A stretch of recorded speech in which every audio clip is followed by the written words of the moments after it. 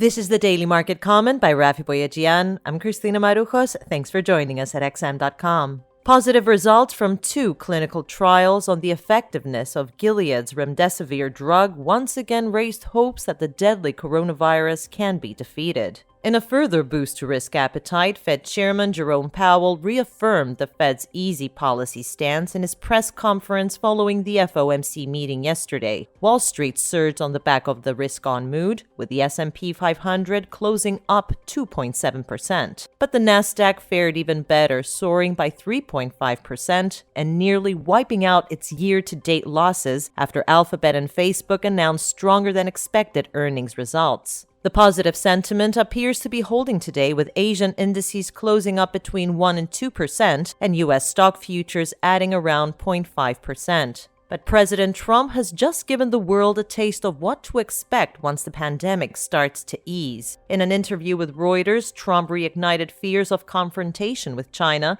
accusing the country of not giving enough warning about the coronavirus so as to damage his re-election chances in November. In an ominous sign what White House retaliation is likely, Trump said, "I can do a lot." His comments put a damper on stocks but gave a shot in the arm to gold, which had already been bolstered by Powell's press briefing. In a grim reminder about the gravity of the situation, Powell bluntly warned that the U.S. economy will need more support by both the Fed and Congress. The prospect of more easing pulled the U.S. dollar to 2-week lows against a basket of currencies, though most pairs were steady today, and the main drag on the dollar index was the Canadian dollar. The loonie is finally playing catch-up in its recovery versus the greenback, as oil prices post strong gains for a third straight day. The euro inched higher on expectations that the European Central Bank will beef up its pandemic emergency purchase program when it concludes its policy meeting later today. But there is a risk the central bank may disappoint.